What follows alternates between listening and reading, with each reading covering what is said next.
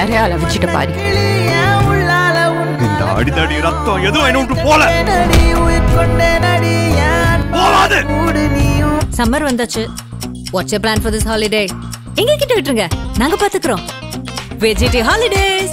GT Holidays, South India's #1 travel brand. ஆதா news நேயர்களுக்கு வணக்கம். நான் கவி பாரதி. பஹல்காம் தாக்குதலுக்கு பதிலடி கொடுக்கிற விதமா இந்தியா நேற்று ஆபரேஷன் சிந்தூர் என்ற தாக்குதலை மிக வெற்றிகரமாக நடத்த முடிச்சிருந்தாங்க. இது மிக தெளிவான ஒரு பிரீஃபும் கொடுக்கப்பட்டிருந்துச்சு. என்னன்னா, இது எந்த காரணத்தை கொண்டோ பாகிஸ்தானில் இருக்கக்கூடிய பொதுமக்களையும் இல்லை பாகிஸ்தான் இராணுவத்தையே குறி வச்சு நடத்தப்பட்டதில்லை. இது தீவிரவாதிகளுடைய முகாம்களை குறி வச்சு நடத்தப்பட்டுச்சு. எந்தெந்த முகாம்களாம் தவிர்க்கப்பட்டுச்சு, அதில் எந்தெந்த தீவிரவாத அமைப்புகள் இருந்தாங்கன்னு எல்லாத்தையுமே விரிவாக கொடுத்துட்டாங்க.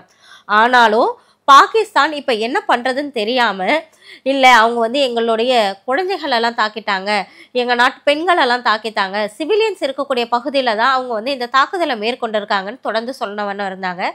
இதை எந்த நாடுகளும் பெருசாக காதில் வாங்கலை. இவங்க அடுத்ததாக கையில் எடுத்திருக்கக்கூடிய ஒரு ஆயுதமாக என்ன இருக்குது அப்படின்னா மீடியா. அவங்க நாட்டில் இருக்கக்கூடிய லோக்கல் மீடியாஸ் எல்லாம் கூட்டிகிட்டு போயிட்டு ஒரு பின்பத்தை உருவாக்கியிருக்காங்க. இவங்க பொதுமக்களையும் குழந்தைகளையும் பெண்களையும் தாக்கியிருக்கிறாங்க அப்படின்னு ஒரு சிம்பத்தி கிரியேட் பண்ணுற வேலையில் இறங்கியிருக்காங்க. இது அந்த நாட்டில் இருக்கக்கூடிய லோக்கல் மீடியாவோட நிறுத்தியிருந்தால் பரவாயில்ல. ஆனால் பாகிஸ்தான் செய்தி தொடர்பு அமைச்சர் நேஷ்னல் மீடியாவுக்கு கொண்டு போயிருக்கிறாரு. அங்கே தான் அவர் வசமாக சிக்கிட்டாரு அப்படின்னே சொல்லலாம். யால்டா ஹக்கீம்ங்கிற ஒரு நெறியாளர் பாகிஸ்தான் அமைச்சரை திணற நாராக கிழிச்சு தொங்க விட்டுருக்காங்கன்னே தான் சொல்லணும். அந்த நெறியாளர் கேட்ட கேள்விகளுக்கெல்லாம் பதில் சொல்ல முடியாமல் பாகிஸ்தான் அமைச்சர் அந்த மொத்த இன்டர்வியூலையுமே 2 வாக்கியத்தை தான் திரும்ப வேற மாடுலேஷனில் சொல்லிட்டு இருந்தார். அந்த இன்டர்வியூவில் அப்படி என்ன கேட்கப்பட்டுச்சு, இதற்கு பாகிஸ்தான் அமைச்சர் என்ன பதில் சொன்னார்னு விரிவாக பார்க்கலாம் இந்த காணொலியில். அதற்காக நான் கவி பாரதி. பாகிஸ்தான் செய்தி தொடர்புத்துறை அமைச்சர் அப்துல்லா என்ன சொல்லியிருந்தாரு அப்படின்னா, இந்தியா ரொம்ப அன்ஃபேரான ஒரு தாக்குதலை முன்னெடுத்திருக்காங்க. எந்த முகாந்திரமும் இல்லை, அவங்க சிவிலியன்ஸ் இருக்கக்கூடிய பகுதிகளை தாக்கியிருக்கிறாங்க. அது மட்டும் இல்லாமல் இதனால் பெண்கள் மற்றும் குழந்தைகள்லாம் மிகுந்த அவதிக்கு உள்ளாயிருக்கிறாங்க அப்படின்னு சொல்லியிருக்காங்க. அதுக்கு அந்த ஆங்கர் என்ன சொல்லியிருக்காங்கன்னா, ஆனால் பாகிஸ்தான் நீண்ட காலமாகவே தீவிரவாதிகளுக்கு அடைக்கலம் கொடுக்கக்கூடிய ஒரு பகுதியாக தானே இருந்திருக்குது. இந்தியா கிளியராக ஸ்டேட் பண்ணியிருக்கிறாங்க, இங்கே பயங்கரவாதிகள் இறந்திருக்கிறாங்க, அந்த பயங்கரவாதிகள் தான் பஹல்காம் தாக்குதலை நடத்திருக்கிறாங்க, அதுக்கு தான் நாங்கள் பதிலடி கொடுத்துருக்கோன்னு அப்படின்னோடனே இவர் என்ன சொல்லியிருக்கிறாருன்னா, அதெல்லாம் பழைய கதை. தீவிரவாதிகளை ஒழிக்கிறதுல முன்னாடி நிற்கிற நாட்டில் பாகிஸ்தானும் ஒரு முக்கியமான நாடு. நாங்கள் தீவிரவாதத்திற்கு எதிராக போராடிக்கிட்டு இருக்கோம். அது மட்டும் இல்லாமல் தீவிரவாதத்திற்கு எதிரான போராட்டத்தில் எங்கள் நாட்டு வீரர்கள் 19,000 பேர் உயிரிழந்திருக்கிறாங்க. எங்கள் நாட்டில் இப்போ தீவிரவாதிகளே இல்லை, தீவிரவாதிகள் கூடாரங்களே இல்லை, தீவிரவாதிகள் இருக்காங்கன்னு சொல்லியிருக்கிறது மிகப்பெரிய ஒரு பொய் அப்படின்னு சொல்லியிருக்கிறாரு. உடனே அடுத்த நொடியே அந்த ஆங்கர் என்ன சொல்லியிருக்காங்க அப்படின்னா, நீங்கள் தீவிரவாதியே இல்லைங்கிறீங்க. போன வாரம் தான் இதே நிகழ்ச்சியில் தான் என்னோட நிகழ்ச்சியில் தான் உங்களுடைய டிஃபென்ஸ் மினிஸ்டர் கவாஜா ஆசிஃப் என்ன சொல்லியிருந்தாருன்னா, நாங்கள் தீவிரவாதிகளுக்கு அடைக்கலம் கொடுத்தது உண்மைதான், நாங்கள் அவங்களுக்கு நிதி உதவி செஞ்சது உண்மைதான் அப்படின்னு சொல்லியிருக்காங்க. இதுக்கு என்ன சொல்கிறதுன்னு தெரியாமல் விழிப்பிதங்கி நின்னார்னா சொல்லணும்.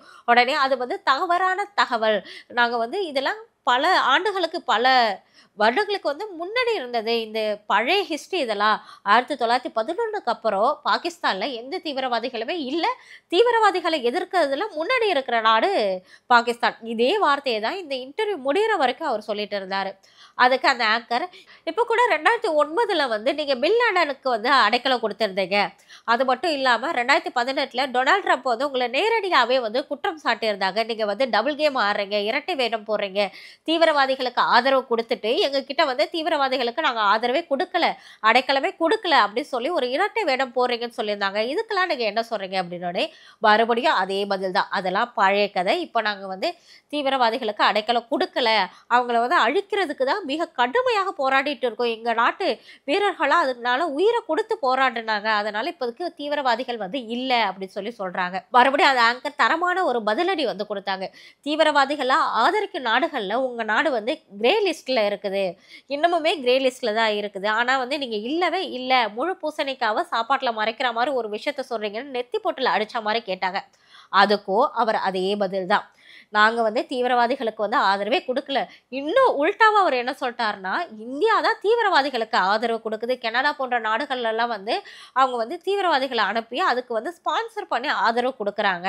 ஆனா நாங்க வந்து அப்படி கிடையாது. நாங்க வந்து தீவிரவாதத்தை வந்து எதிர்க்கிறோம். அவங்க வந்து பொய்யா எங்க மேல அப்படி ஒரு பின்பத்தை வந்து சாட்டுறாங்க அப்படின்னு சொல்லியிருக்கிறாரு. ஒசாமா பின் லேடன் பாகிஸ்தான்ல தான் இருந்திருக்கிறாரு. பாகிஸ்தான்ல தான் வந்து பிடிபட்டிருக்கிறாரு. ஆனா அதுவும் பாகிஸ்தான்ல நிறைய மக்களா இருக்கக்கூடிய ஒரு இடத்துல தான். அது மட்டும் இல்லாம என்ன சார் நீங்க எப்படி சொல்றீங்க? ஆனா வந்துட்டு ஒசாமா பின் லேடன் ஒரு பரிச்சயமான பாகிஸ்தான்ல ஒரு பரிச்சயமான இடத்துல தான் இருந்திருக்கிறாரு. உங்களுக்கு தெரியாமையா இருந்திருப்பாங்க. அது மட்டும் இல்லாம உங்களோட ஆபீசர் நிறைய பேர் டிஃபென்ஸ் மினிஸ்டர் மட்டும் இல்லாம நிறைய பேர் வெளிப்படையாவே ஒப்புக்கொண்டிருக்கிறாங்க. நாங்க வந்து தீவிரவாதிகளுக்கு ஆதரவு கொடுத்தோம், தீவிரவாதிகளுக்கு நிதி உதவி கொடுத்தோம், தீவிரவாதிகளுக்கு பயிற்சி கொடுத்தோம்னு சொல்லியிருக்காங்க. ஆனா நீங்க இல்லவே இல்லைன்னு எப்படி சொல்றீங்க, எப்படி சாதிக்கிறீங்க அப்படின்னோடனே மறுபடியும் அதே பதில் தான். அதெல்லாம் கடந்த காலங்கள்ல. இப்போ வந்து நாங்க எந்த இதுவும் கொடுக்கல. அப்படி திருப்பி திருப்பி சொன்ன பதிலே தான் திரும்பி திரும்பி சொல்லிட்டே இருக்கிறாங்க.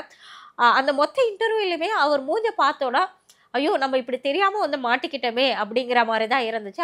இந்த பக்கம் இந்த ஆங்கர் யாழ்டா வந்து சலைச்சவங்களே கிடையாது. திருப்பி திருப்பி கேள்வி கடைகளால் அவங்கள தொடுத்துக்கிட்டே இருந்தாங்க. இவங்களோட ஃபேஸில் கொஞ்சம் கூட அந்த சிரிப்பு இல்லாமல் அந்த தக் கொடுக்குற ஒரு மூமெண்ட் சொல்லுவாங்களா, அப்படிதான் இந்த இன்டர்வியூ ஃபுல்லாமே இருந்தாங்க. நாசுக்காக அவங்கள வந்து கலாச்சிக்கிட்டு இருந்தாங்கன்னே சொல்லணும். சரி, நீங்கள் டாபிக் மாதிரி எங்கெங்கே போகிறீங்க, இப்போ நடந்த சம்பவத்துக்கு வரும். பஹல்காம் தாக்குதல் பண்ண பயங்கரவாதிகளுக்கு உங்கள் நாட்டில் ஆதரவு கொடுக்கலையா அப்படின்னு சொல்லிட்டு கேட்டாங்க. இல்லை, நாங்கள் ஆதரவே கொடுக்கல. இது வந்து ஒரு பொய்யான ஒரு குற்றச்சாட்டு. இதற்கும் பாகிஸ்தானுக்கும் எந்த சம்மந்தமுமே இல்லை அப்படின்னு சொல்லியிருக்காங்க. ஆனால் இன்டெலிஜென்ஸ் எல்லாம் சொல்லியிருக்கேன், நீங்கள் வந்து தைபாவுக்கு இதுக்கு முன்னாடி ஆதரவு கொடுத்துக்கிட்டு தானே இருந்தீங்க. பல நாட்டு இன்டெலிஜென்ஸ் வந்து இதை வந்து உளவு பண்ணி சொல்லியிருந்தாங்களே, நீங்கள் எப்படி இப்போ வந்து மறக்கிறீங்க அப்படின்னோடனே, இல்லை அதெல்லாம் பொய், நாங்கள் வந்து தீவிரவாதிகளுக்கு ஆதரவு கொடுக்கல அப்படின்னு தான் திரும்பி திரும்பி திரும்பி திரும்பி இந்த வீடியோ ஃபுல்லாக சொல்லிட்டு இருந்தார். அது மட்டும் இல்லாமல் இந்த பகவல்பூர் இந்தியா தாக்குதல் நடத்தின பகுதியில் இருக்கக்கூடிய ஃபோட்டோஸ்லாம் நாங்கள் உங்களுக்கு கொடுக்குறோம், நீங்கள் வந்து அதை வந்து உங்கள் சேனலில் போடுங்க அப்படின்னு சொல்லியிருக்கிறாரு.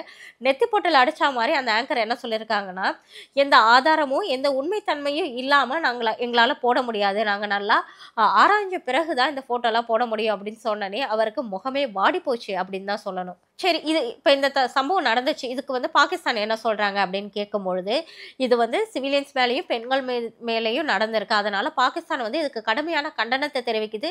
நாங்கள் வந்து எதிர் தாக்குதல் நடத்துவோம். நாங்கள் இப்போ நடத்தின தாக்குதல்லாம் வந்து எங்களை பாதுகாத்துக்கிறதுக்காக தற்காப்புக்காக நடத்தப்பட்ட ஒரு சம்பவம் தான். இதில் வந்து எந்த இந்தியாவை வந்து தாக்கணும்னு எங்களுக்கு வந்து எந்த நோக்கமும் கிடையாது, தற்காப்புக்காக தான் நாங்கள் தாக்கணும் அப்படின்னு சொல்லியிருக்கிறாரு.